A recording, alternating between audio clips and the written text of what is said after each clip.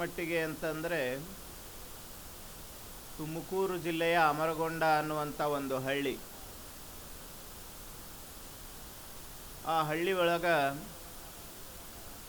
ಆಗಿನ ಕಾಲದ ಒಬ್ಬ ಉತ್ತಮ ಪ್ರವಚನಕಾರ, ಬಹುತೇಕ ಇವತ್ತಿನ ದಿನದ ನಮ್ಮ ಸಿದ್ಧಾರೂಢರು ಮತ್ತು ಮಣಕವಾಡದ ಪರಮ ಪೂಜ್ಯರು ಹೆಂಗೆ ಪ್ರಸಿದ್ಧ ವಾಗ್ಮಿಗಳೋ ಹಾಗೆ ಆ ಕಾಲದಲ್ಲಿ ವೈರಾಗ್ಯ ಮಲ್ಲಣಾರ್ಯರು ಅಂತಂದರೆ ಅಷ್ಟು ಅದ್ಭುತವಾಗಿ ಮಾತನಾಡ್ತಕ್ಕಂಥವ್ರು. ಬಹುತೇಕ ಅವರಿಗೆ ಮೈಕೇ ಬೇಕಾಗಿದ್ದಿಲ್ಲ, ಅಷ್ಟು ದೊಡ್ಡ ಧ್ವನಿ, ಅದ್ಭುತ ಪ್ರವಚನಕಾರರು.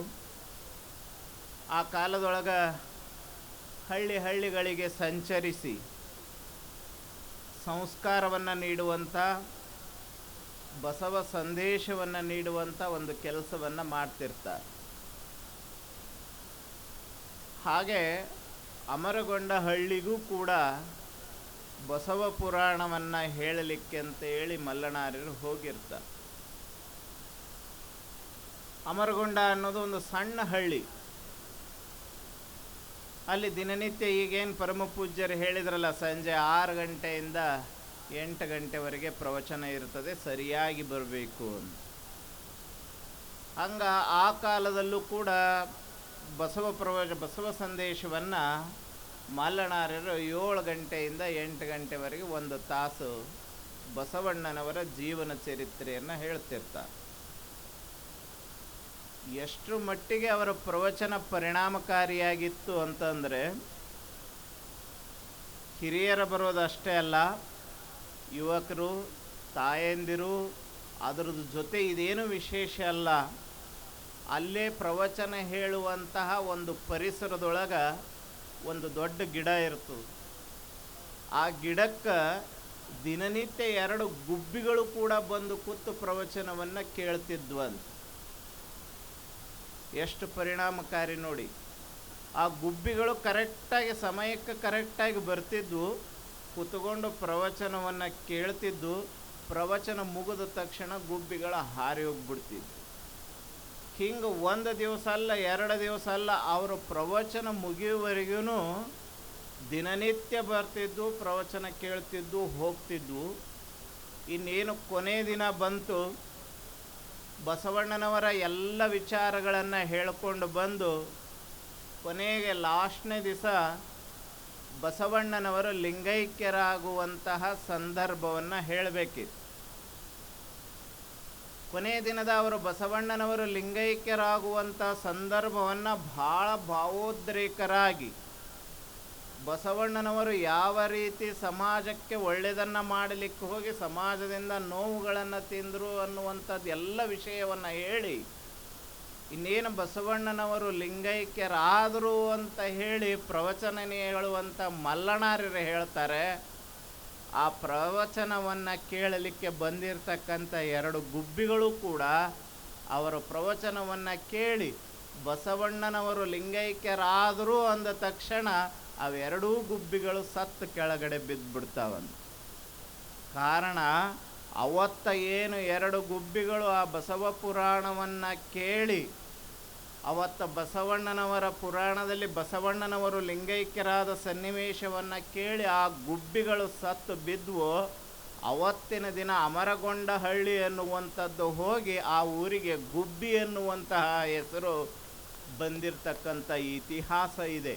ಅದು ಒಂದು ಧಾರ್ಮಿಕ ಇತಿಹಾಸ. ಬಹುತೇಕ ಇವತ್ತ ಮಣಕವಾಡಕ್ಕೂ ಕೂಡ ಇಷ್ಟು ದಿವಸವರೆಗೆ ಲಿಂಗೈಕ್ಯ ಮೃತ್ಯುಂಜಯ ಮಹಾಸ್ವಾಮಿಗಳವರ ಕರ್ತೃತ್ವ ಶಕ್ತಿಯಿಂದ ಬಹುತೇಕ ನವಲಗುಂದ, ಅಣ್ಣಿಗೆರೆ, ಗದಗ ನಾಡಿಗೆ ಅಷ್ಟೇ ಮಣಕವಾಡದ ಹೆಸರಿತ್ತು. ಇವತ್ತ ಮಣಕವಾಡ ಕರ್ನಾಟಕ ಅಷ್ಟೇ ಅಲ್ಲ, ಅಂತರಾಜ್ಯದ ಮಟ್ಟಕ್ಕೆ ಮಣಕವಾಡದ ಹೆಸರನ್ನು ಪರಿಚಯಿಸಿಕೊಟ್ಟವರು ಅಭಿನವ ಮೃತ್ಯುಂಜಯ ಸ್ವಾಮಿಗಳು. ಬಹುತೇಕ ಅವರ ಪ್ರವಚನದ ಮುಖಾಂತರವಾಗಿ ಇವತ್ತು ಹಾನಗಲ್ಲ ಕುಮಾರ ಮಹಾಸ್ವಾಮಿಗಳ ಧ್ಯೇಯವಾಕ್ಯದಂತೆ ಮಠದಿಂದ ಘಟ ಬೆಳಗಬಾರದು, ಘಟದಿಂದ ಮಠ ಬೆಳಗಬೇಕು. ಅಂದರೆ ಮಠದಿಂದ ಸ್ವಾಮಿ ದೊಡ್ಡವಾಗುವುದಲ್ಲ, ಆ ಸ್ವಾಮಿಯಿಂದ ಮಠ ದೊಡ್ಡದಾಗಬೇಕು. ಬಹುತೇಕ ಮಣಕವಾಡ ಮಠದಿಂದ ಅಭಿನವ ಮೃತ್ಯುಂಜಯ ಸ್ವಾಮಿಗಳು ದೊಡ್ಡವರಾಗಲಿಲ್ಲ, ಅಭಿನವ ಮೃತ್ಯುಂಜಯ ಮಹಾಸ್ವಾಮಿಗಳವರಿಂದ ಮಣಕವಾಡ ಮಠ ಅಷ್ಟೇ ಅಲ್ಲ, ಮಣಕವಾಡ ಊರು ಕೂಡ ನಮ್ಮ ದೇಶದಾದ್ಯಂತ ಹೆಸರು ಮಾಡ್ತಾ ಇದೆ ಅಂತ ಹೇಳಲಿಕ್ಕೆ ಸಂತೋಷ ಅನ್ನಿಸ್ತದೆ. ಇವತ್ತ ನಾವು ಬಂದು ಇವರು ಮಣಕವಾಡ ಹೆರಿಟೇಜ್ ಅನ್ನುವಂಥ ಒಂದು ಸ್ಕೂಲನ್ನು ಎಲ್ಲ ತಿರುಗಾಡಿ ನೋಡಿದಾಗ ನನಗನ್ನಿಸ್ತು, ನಾನು ಬಹುತೇಕ ಯಾವುದೋ ಒಂದು ಸ್ಕೂಲ್ ನೋಡೋಕ್ಕೆ ಬಂದೀನಿ ಅಂತ ಅನ್ನಿಸ್ಲಿಲ್ಲ. ಮಣಕವಾಡದಾಗ ಯಾವುದೋ ಒಂದು ವಿಶ್ವವಿದ್ಯಾಲಯವನ್ನು ಕಟ್ಟಿದಾರೇನೋ, ಆ ವಿಶ್ವವಿದ್ಯಾಲಯವನ್ನು ನೋಡಲಿಕ್ಕೆ ಬಂದಿದ್ದೇನೆ ಅನ್ನುವಷ್ಟರ ಮಟ್ಟಿಗೆ ಆ ಒಂದು ವಿದ್ಯಾಲಯವನ್ನು ಕಟ್ಟಿದ್ದಾರೆ. ಹೆಮ್ಮೆ ಪಡಬೇಕು ನಮ್ಮ ಜನ. ಯಾಕಂದರೆ ಎಲ್ಲೆಲ್ಲೋ ಹೋಗಿ ನಾವು ICSE ಸಿಲೆಬಸನ್ನು ಕಲಿಬೇಕು ಅಂತಂದ್ರೆ ಬಹುತೇಕ ಹುಬ್ಬಳ್ಳಿ ಬೆಂಗಳೂರಿನಂಥ ದೊಡ್ಡ ದೊಡ್ಡ ಪ್ರದೇಶಗಳಿಗೆ, ನಗರ ಪ್ರದೇಶಗಳಿಗೆ ಹೋಗಬೇಕಾಗ್ತದೆ. ಆದರೆ ನಮಗಿವತ್ತು ಮಣಕವಾಡದಲ್ಲಿ ICSE ಸಿಲೆಬಸ್ ಸಿಗ್ತಾ ಇದೆ. ಅದರ ಜೊತೆಗೆ ಮಠದ ಸ್ಕೂಲ್ಗಳಲ್ಲಿ ಕಲಿಯೋದ್ರಿಂದ ಏನು ಲಾಭಪ್ಪ ಅಂತಂದರೆ, ಬೇರೆ ಸ್ಕೂಲ್ಗಳಲ್ಲಿ ಕಲಿಯೋದ್ರಿಂದ ಬರೀ ಅಲ್ಲಿ ಶಿಕ್ಷಣ ಅಷ್ಟೇ ಸಿಗುತ್ತದೆ. ಅಲ್ಲಿ ನಾವು ಪುಸ್ತಕದಲ್ಲಿ ಓದ್ಬೋದು, ಗಣಿತ ಅಷ್ಟೇ, ಸಮಾಜ ಅಷ್ಟೇ, ವಿಜ್ಞಾನ, ಇಂಗ್ಲೀಷು ಅಷ್ಟೇ ಓದ್ಬೋದು. ಆದರೆ ಆ ವಿದ್ಯಾಭ್ಯಾಸದ ಜೊತೆಗೆ ಸಂಸ್ಕಾರವನ್ನು ಯಾವ ಕೊಡ್ತವೆ ಅಂದರೆ, ಮಠಮಾನ್ಯಗಳ ಶಿಕ್ಷಣ ಸಂಸ್ಥೆಗಳು ಸಂಸ್ಕಾರಯುತವಾಗಿರ್ತಕ್ಕಂಥ ಶಿಕ್ಷಣವನ್ನು ಕೊಡ್ತವೆ. ಇವತ್ತು ನೀವೆಲ್ಲ ನೋಡಿದ್ದೀರಿ, ಅಲ್ಲಿ ಮಕ್ಕಳು ಕೂತ್ಕೊಂಡು ಎಷ್ಟು ಚೆನ್ನಾಗಿ ವೇದಘೋಷವನ್ನು ಮಾಡಿದರು. ಅದನ್ನು ನೋಡಿದರೆ ಇವತ್ತು ಇಂಗ್ಲೀಷ್ ಮೀಡಿಯಮ್ ಸ್ಕೂಲ್ಗಳ ಬಾಯಲ್ಲಿ, ಇಂಗ್ಲೀಷ್ ಸ್ಕೂಲ್ಗಳ ಮಕ್ಕಳ ಬಾಯಲ್ಲಿ ವೇದಘೋಷ ಸಂಸ್ಕೃತ ಪಠಣ ಆಗ್ತದೆ ಅಂತಂದರೆ ಅದು ಮಠ ಮಾಡುವಂಥ ಒಂದು ದೊಡ್ಡ ಬದಲಾವಣೆ ಅಂತಕ್ಕಂಥದ್ದನ್ನು ನಾವು ಇವತ್ತು ನಮ್ಮ ಮಕ್ಕಳನ್ನು ಬರೀ ನಾವು ಉದ್ಯೋಗ ನೌಕರಿ ಕೊಡಲಿಕ್ಕೆ ನಮ್ಮ ಮಗ ಡಾಕ್ಟರ್ ಆಗಬೇಕು, ಇಂಜಿನಿಯರ್ ಆಗಬೇಕು, ನಮ್ಮ ಮಗ IAS ಆಫೀಸರ್ ಆಗಬೇಕು, IPS ಆಫೀಸರ್ ಆಗಬೇಕಂತ ಅಷ್ಟೇ ವಿಚಾರ ಮಾಡ್ತಕ್ಕಂಥದ್ದಲ್ಲ. ಇವತ್ತು ನಮ್ಮ ಮಕ್ಕಳಿಗೆ ಸಂಸ್ಕಾರ ಕೊಡಬೇಕು.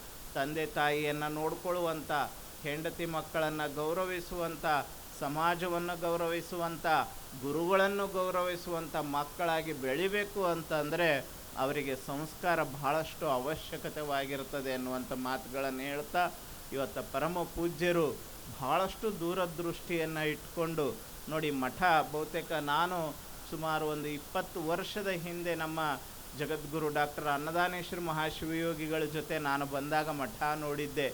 ಅಲ್ಲಿ ಕೆರೆಯ ಮುಂಭಾಗದಲ್ಲಿ ತಗ್ಗಿನಲ್ಲಿ ಒಂದು ಮಠ, ಸಣ್ಣದಾಗಿರ್ತಕ್ಕಂಥ ಮಠ ಇವತ್ತು ಎಷ್ಟು ಅದ್ಭುತವಾಗಿ ಶಿಲಾಮಠವಾಗಿ ಬೆಳೆದು ನಿಂತಿದೆ ಅಂತಂದರೆ ಅದು ನಮ್ಮ ಅಭಿನವ ಮೃತ್ಯುಂಜಯ ಮಹಾಸ್ವಾಮಿಗಳವರ ಸಾಧನೆ ಅಂತ ಹೇಳಲಿಕ್ಕೆ ಅನ್ನಿಸ್ತದೆ. ಭಾಳಷ್ಟು ಜನ ಸ್ವಾಮಿಗಳ ಮಾತುಗಳೇ ಸಾಧನೆಯಾಗಿರ್ತವೆ. ಇವತ್ತು ಅವರ ಸಾಧನೆ ಮಾತಾಗಿದೆ ಅಂತಕ್ಕಂಥದ್ದನ್ನು ನಾವೆಲ್ಲರೂ ನೆನಪಿಟ್ಕೊಳ್ಬೇಕಾಗ್ತದೆ. ಅಷ್ಟರ ಮಟ್ಟಿನಲ್ಲಿ ಏನಾದರೂ ಮಾಡಬೇಕು, ನಮ್ಮ ಜನಕ್ಕೆ ಏನಾದರೂ ನಾನು ಸೇವೆಯನ್ನು ಮಾಡಬೇಕು, ಈ ಭಾಗವನ್ನು ಇನ್ನಷ್ಟು ಹೆಚ್ಚಿನ ರೀತಿಯಲ್ಲಿ ಅಭಿವೃದ್ಧಿಯನ್ನು ಪಡಿಸಬೇಕು ಅನ್ನುವಂತಹ ಮನೋಭಾವವನ್ನು ಇಟ್ಕೊಂಡು ಅವಿರತವಾಗಿ ಶ್ರಮವನ್ನು ಪಟ್ಟು ಪೂಜ್ಯರು ಇವತ್ತು ಮಣಕವಾಡವನ್ನು ನೋಡಲಿಕ್ಕೆ ಎಷ್ಟು ಆನಂದ ನೋಡಿ.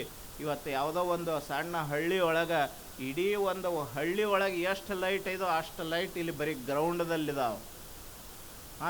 ಇವತ್ತು ಎಷ್ಟು ಬದಲಾವಣೆ ಮಾಡಲಿಕ್ಕೆ ಸಾಧ್ಯದ. ಒಬ್ಬ ಸ್ವಾಮಿ ಮನಸ್ಸು ಮಾಡಿದರೆ ಏನೆಲ್ಲ ಬದಲಾವಣೆ ಆಗುತ್ತದೆ ಅನ್ನೋದಕ್ಕೆ ಇವತ್ತು ಈ ಸ್ಕೂಲು, ಈ ಮಠ, ಇಂಥ ಭವ್ಯವಾದ ವೇದಿಕೆ ಅಷ್ಟೇ ಅಲ್ಲದೆ ಪ್ರವಚನವನ್ನು ಮಾಡೋದ್ರ ಮುಖಾಂತರವಾಗಿ ಇವತ್ತು ನಿಮ್ಮೂರು ಯಾರಿಗೆ ಗೊತ್ತಿತ್ತಪ್ಪ?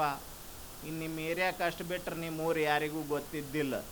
ಮಣಕವಾಡ ಅಜ್ಜಾರಿಂದ, ಹಿಂದಿನ ಮೃತ್ಯುಂಜಯ ಅಜ್ಜಾರಿಂದ ಭಾಳ ಅಂದ್ರೆ ಗದಗ ಜಿಲ್ಲೆ, ಹುಬ್ಬಳ್ಳಿ ಸುತ್ತಮುತ್ತ ಅಷ್ಟು ಗೊತ್ತಿತ್ತು. ಇವತ್ತು ನಮ್ಮ ಕರ್ನಾಟಕದಾದ್ಯಂತ ಎಷ್ಟು ಜನ ಯೂಟ್ಯೂಬ್ಗಳನ್ನು ನೋಡ್ತಾರೆ, ಎಷ್ಟು ಜನ ಪ್ರವಚನವನ್ನು ಕೇಳುವಂಥ ಆಸಕ್ತಿ ಅದ.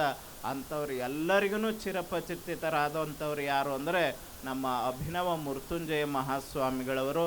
ಅಷ್ಟು ಅದ್ಭುತವಾಗಿರ್ತಕ್ಕಂಥ ಕೆಲಸವನ್ನು ಮಾಡೋದ್ರ ಜೊತೆಗೆ ಬರೀ ಮಠ, ಸ್ಕೂಲು ಅಷ್ಟೇ ಕಟ್ಟಲಿಲ್ಲ, ಈ ಭಾಗದ ಭಕ್ತರ ಮನಸ್ಸನ್ನು ಕೂಡ ಕಟ್ಟುವಂಥ ಅದ್ಭುತವಾಗಿರುವಂಥ ಕೆಲಸವನ್ನು ಮಾಡಿದ್ದಾರೆ. ಇವತ್ತು ತಾವೆಲ್ಲ ಇಷ್ಟು ಜನ ಬಂದಿದ್ದೀರಿ. ಮೊದಲನೇ ದಿನವೇ ಇಷ್ಟು ಜನ ಇದ್ದಾರೆ, ಕೊನೆಯ ದಿನ ಬರಲಿಕ್ಕೂ ಕೂಡ ಜಾಗ ಇರೋದಿಲ್ಲಂತ. ಅಷ್ಟು ಅದ್ಭುತವಾಗಿ ಜಾತ್ರೆಯನ್ನು ವರ್ಷಕ್ಕಿಂತ ವರ್ಷ ಹೆಚ್ಚಾಗಿ ಬರೀ ತೇರನ್ನು ಅಷ್ಟೇ ಜಗ್ಗೋದಲ್ದ, ತೇರನ್ನು ಅಜ್ಜವ್ರ ಜಾತ್ರೆ ಬಂದ್ ಮಾಡಿರ್ಬೋದು, ಆದರೆ ಇದು ಅನುಭವದ ಜಾತ್ರೆಯನ್ನು ಪ್ರಾರಂಭಿಸಿದಂಥ ಕೀರ್ತಿ ನಮ್ಮ ಅಭಿನವ ಮೃತ್ಯುಂಜಯ ಮಹಾಸ್ವಾಮಿಗಳವರಿಗೆ ಸಲ್ತದೆ. ಇವತ್ತು ವಿಶೇಷವಾಗಿ ನೋಡಿ ಅವರ ದೂರದೃಷ್ಟಿ ಎಷ್ಟು ದೊಡ್ಡದು ಅಂದರೆ ನಾವೆಲ್ಲರೂ ಭಾಳಷ್ಟು ಜನ ಸಾಧಕರನ್ನು ಕರೆದು ಗೌರವಿಸ್ತೇವೆ. ನಮ್ಮ ದೇಶವನ್ನು ಕಾಯುವಂಥ ಸೈನಿಕರ ಬಗ್ಗೆ ನಾವು ಯಾರೂ ಭಾಳ ಜನ ವಿಚಾರ ಮಾಡೋದಿಲ್ಲ. ಇವತ್ತು ಎಷ್ಟು ನಮ್ಮ ದೇಶವನ್ನು ಕಾಯುವಂಥ ಸೈನಿಕರು ಇವತ್ತು ತಮ್ಮ ಮನೆಯನ್ನು, ತಂದೆ ತಾಯಿಗಳನ್ನು, ಹೆಂಡತಿ ಮಕ್ಕಳನ್ನು ಎಲ್ಲರನ್ನೂ ಬಿಟ್ಟು ತಮ್ಮ ಆರೋಗ್ಯವನ್ನು ಲೆಕ್ಕಿಸದೆ, ಆರೋಗ್ಯ ಅಷ್ಟೇ ಅಲ್ಲ, ತಾನು ಯಾವಾಗ ಸಾಯ್ತೀನೋ ಬದುಕ್ತೀನೋ ಅನ್ನುವಂಥ ಅರಿವು ಕೂಡ ಇರೋದಿಲ್ಲ, ಅಷ್ಟು ಚಳಿ ಮಳೆ ಗಾಳಿ ಬಿಸಿಲು ಅಂತ ಲೆಕ್ಕಿಸದೆ ನಮ್ಮ ದೇಶದ ಗಡಿಯಲ್ಲಿ ನಿಂತು ಯಾವೊಬ್ಬ ದೇಶದ ವೈರಿಯೂ ಕೂಡ ನಮ್ಮ ದೇಶದ ಮೇಲೆ ಆಕ್ರಮಣವನ್ನು ಮಾಡಬಾರ್ದು, ಭಯೋತ್ಪಾದಕರು ನಮ್ಮ ಜನರಿಗೆ ಹೋಗಿ ತೊಂದರೆ ಕೊಡಬಾರ್ದು ಅಂತ ಹೇಳಿ ದೇಶವನ್ನು ಕಾಯುವಂಥ ಸೈನಿಕ ಸೇವೆ ಅದು ದೇವರ ಪೂಜೆಯನ್ನು ಮಾಡುವಂಥ ಕೆಲಸಕ್ಕಿಂತ ಶ್ರೇಷ್ಠವಾದ ಕೆಲಸ ಅನ್ನುವಂಥ ಸೈನಿಕರನ್ನು ಇವತ್ತು ಅಜ್ಜೋರು ಕರೆದು ಈ ವೇದಿಕೆಯ ಮೇಲೆ ಗೌರವಿಸುವಂಥ ಕೆಲಸವನ್ನು ಮಾಡಿದ್ದಾರೆ. ಬಹುತೇಕ ಅವರು ಮಾಡಿರ್ತಕ್ಕಂಥ ಕೆಲಸ ನಾವೆಲ್ಲರೂ ಹೆಮ್ಮೆ ಪಡುವಂಥ ಕೆಲಸ.